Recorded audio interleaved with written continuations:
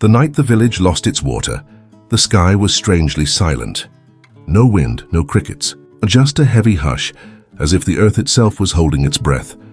Lanterns flickered along dusty roads, and people whispered in anxious circles. Crops were drying, wells were empty, and fear was beginning to grow like a shadow no one could escape. Among them lived a quiet stonemason named Leon. He was not famous, not wise, not strong, just a man who shaped rocks into useful things. But there was something different about him. He listened more than he spoke. He noticed the tremble of leaves, the shiver in the air, the tired look in people's eyes. That night, as others worried, Leon simply watched. He gazed at the cracked earth, the tired faces, the frightened children. Something inside him whispered that the answer was there somewhere, hidden in plain sight. But what could one ordinary man do? And yet, perhaps that is how miracles begin. Leon had always been gentle in a world that praised loudness. When younger men competed for strength, he sat by the riverside shaping smooth stones into bowls, lanterns, and beads. People teased him for his simplicity, but he smiled anyway. Their peaceful soul rarely needed to explain itself. He lived alone in a small house of clay and cedar. Every morning he walked the same dusty path to work, passing the same trees, the same river, the same birds. A quiet life, but not an unhappy one. Still, he carried a silent ache, a feeling that he was too small for a world filled with large problems. When storms damaged homes, he felt helpless. When neighbors argued, he felt useless. And now, with the village wells dry, that same helplessness pressed into his chest. In his heart, he wished to make a difference. Just once, even if no one noticed.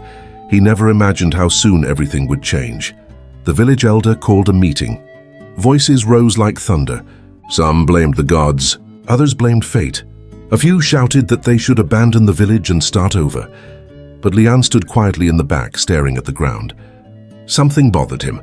Not the shouting, but the dirt beneath his feet. It was damp, only a little. But enough. He crouched down and pressed his palm against the soil. Coolness touched his skin. His heartbeat changed. Water was near, yet everyone else only saw crisis. Fear made their world small. Maybe, he thought, the problem isn't the water. Maybe the problem is where we are looking. The next morning, while the village slept in worry, Leon walked beyond the farms, past the hills, to a forgotten patch of land where children once played. He carried only a shovel, a torch, and a stubborn hope.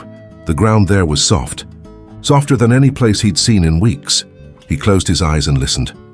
Not with his ears, but with that quiet inner sense he had trusted all his life, and he began to dig. Hours passed. Sweat soaked his clothes. His hands burned. The sun climbed and fell. By evening he had a hole as deep as a man's height. Still no water. He almost stopped. Almost. But he remembered the children who cried that morning, the elders who trembled, the crops bending like tired shoulders. He whispered into the soil, "Please, just a little." When his shovel hit stone, he thought he'd failed, but the stone was hollow. A soft echo answered the metal strike. He smashed through it. Water burst upward, cold, clear, unstoppable. It soaked his face, his clothes, his exhaustion. He laughed out loud, half in shock, half in relief. But something else happened. He wept. Not because of the water, but because the answer had been so close. So simple, so overlooked. The village had waited for a miracle, prayed for the sky to open, while the solution quietly waited beneath their feet. At sunrise, villagers awoke to the sound of shouting, but not the frightened kind. They found Leon sitting beside a fountain of fresh water, smiling through muddy cheeks and blistered palms.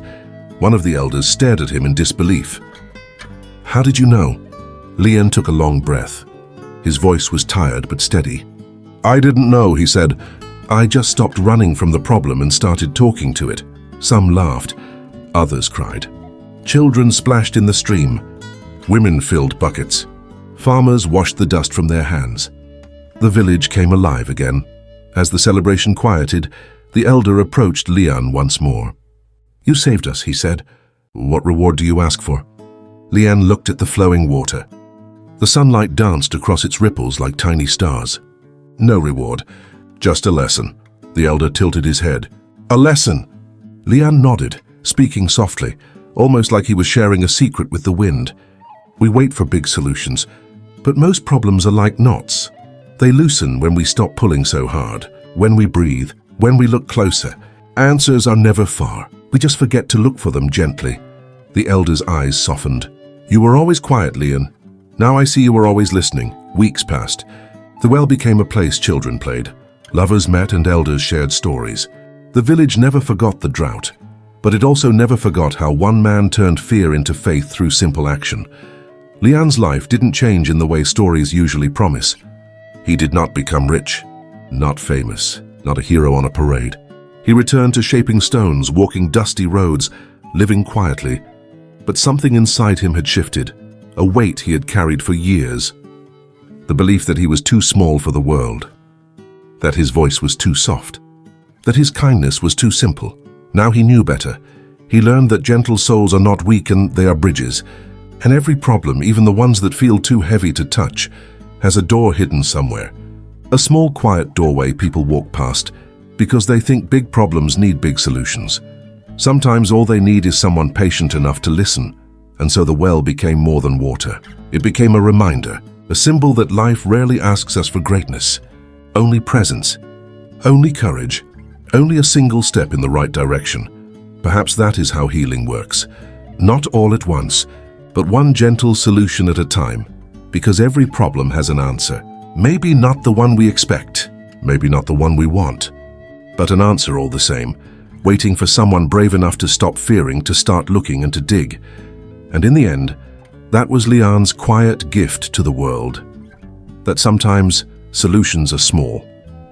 Sometimes miracles are simple, and sometimes the greatest change comes from the gentlest hands. After all, some truths are not taught by power, but whispered by patience.